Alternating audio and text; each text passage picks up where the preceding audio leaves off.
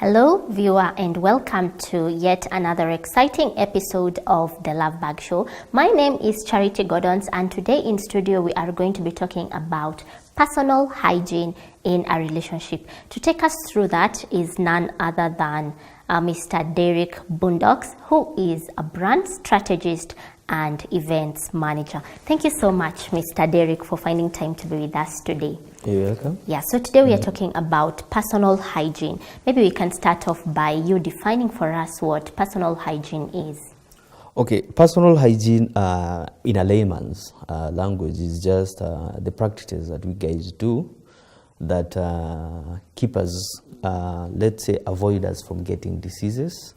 Yeah, those things we do that give us that, it's called what, a well-being in terms of health. Yeah, that's what personal hygiene is all about. Yeah. So now we are talking about relationships. Please tell us how important is personal hygiene in a relationship? Personal hygiene is very key. Generally, let's start, let's say even in dating. Nobody will date a dirty person. Most people are attracted to clean stuff. Things that are well groomed, things that are well positioned, and things that have a very good outlook. So that's why people, like a guy will say, this is a beautiful lady. What makes this lady beautiful? Because this lady has a nice hair. This lady is well groomed facially. She's putting on a nice dress and she's looking clean. And probably she has a very nice perfume. Likewise, for a lady, she'll do that to the guy.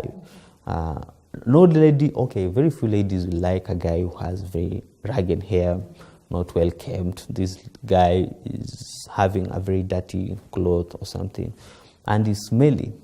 So it's very key for a person to look clean, to smell nice, and to groom himself or herself well. Yeah. Let's pin it down. When you talk about good grooming, maybe somebody watching you right now may think that grooming in essence is looking expensive. So is it possible for you to be well groomed but very cheaply? Grooming is not expensive. People tend to attach grooming to expense. No. It's not about expensive-expensiveness or expense. It's just about how well do you take care of yourself. You know, like when somebody sees you in that very nicely groomed suit, one would think that you used so much money to look that way. Yes. Everybody has his own taste. And it's just like everything we do in life. Everything has its own standard, its own pricing, its own. But the basic thing is what you get. So even in grooming, like I can give you an experience with my event side. I used to do modeling. I used to do modeling events back then. There's part of modeling we used to call etiquette and grooming, whereby we used to teach models on how to have etiquette and how to groom themselves. It's very key. There are things that you don't need to spend money on, like taking a bath. That is for free. Yes. You get the dresses you wear and the clothes you wear. Like in Kenya now, we have Gikomba, where Gikomba gives us second-hand clothes. But when somebody wears those clothes, you'll never know if this cloth is from Gikomba or is bought from a shop. You get. So grooming is not about pricing. Grooming is about how do you perceive what you wear? How do you perceive what you want to put on yourself? Do you take that bath? Like, let's say the models, we used to tell them, how many times do you take a bath? For ladies, you need to take more than 2 or 3 times. In a day? In a day. And let's say if you are on your monthly periods, you have to take even an extra 4 or even 5, depending on your activities of the day. A man also is supposed to take at least once in a day. But if you are free, you can even take 2 baths. Also, if you are a person who, we say you perspire or you sweat a lot, you need to wear a t-shirt inside, so that probably the sweat cannot be seen in the clothing that you wear. And also you need to get a perfume, a nice smelling perfume, not a strong one. We usually advise people not to use strong perfume because there are people who get irritated with. But if you get a small, a nice smelling perfume that is not small and is not irritative to others, it's very okay. And also it's always good to wear clean clothes every day. Yeah, the people who have this perception or this behavior of repeating recycling, even socks. Even socks. Yes. So it's always nice to wear clothes every day that is clean. Let's talk about the men who love keeping long hair and they call it swag. What will you talk about that? I wouldn't discourage that, because even me, while I was growing up, I used to keep long hair before. How long was it? I used to plait my hair. Oh, really? Yeah, I used to plait my hair. So my hair was almost equally the same as the lady's hair. But maybe it was neat. Maybe you used to keep it neat. It was neat. Trust me, the hustle ladies go towards keeping their hair neat is the same hustle guys go towards keeping their hair long and neat. Yeah, because you have to wash it. You have to apply some gel or some ointments on it, so that you don't develop those, they're called dandruffs and stuff. Yeah, and you always have to comb it every time. So this notion of where people like to have their hair again. Afro. Therefore, people have nice afros where it's well kempt, well washed, and well oiled.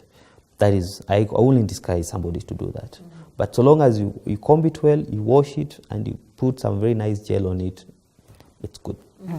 Before I go to my next question, I'd like you to talk to us, to tell us a little bit about maybe advantages of personal hygiene together with the disadvantages.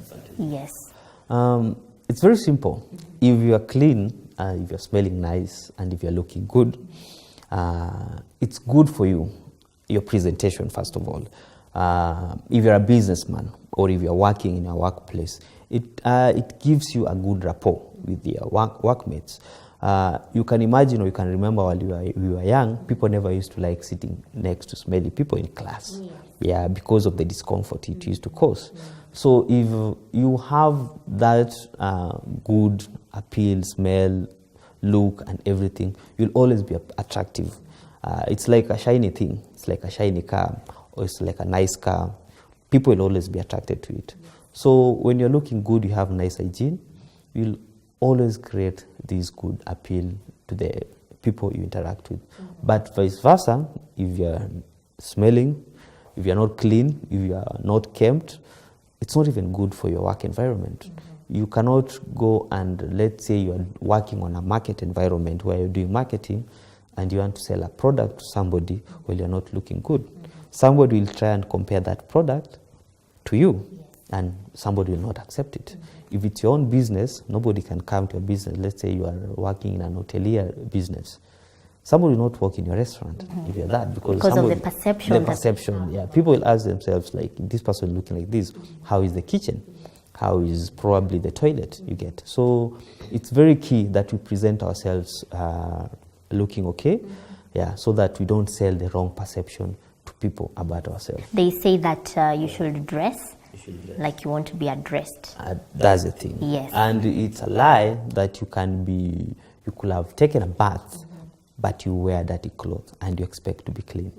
Yeah, it has to be holistic. Yeah. So when it comes to relationships, Derrick, there's this saying that goes that when a man loves a woman, it is a lady, or rather a woman, cannot change a man because she loves the man. But the man is the one who should change what he does, or rather his kind of lifestyle, because he loves the woman. So if, for example, a lady is dating, and unfortunately the kind of man in her life is he's just unkempt, he does not know about personal hygiene. Is it possible for this lady to change the man, or it has to come from within the man? Okay, that's a good question. But sometimes I usually don't buy this notion that people are supposed to change each other in relationships. Yeah, although sometimes it's for the best. It's for the best, and it's always been sold that this person changes this person, this person. The things that are very primary to a human being. Yeah, I've never known why people will always prefer being dirty and prefer not having that good personal hygiene in themselves. So, but now that we've walked into a relationship where you find one person has a bad hygiene as the other, I think in relationships, a relationship is about communication. you get.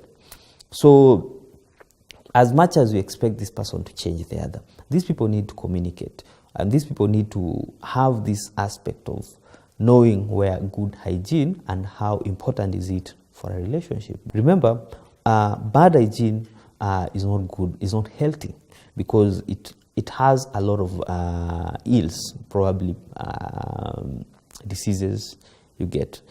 So if you people, one of you is not healthy, it means you guys are creating a room for all of you to be sick, because you people share a lot of stuff in the house. So it's very prudent for these people to realize the importance of having good hygiene.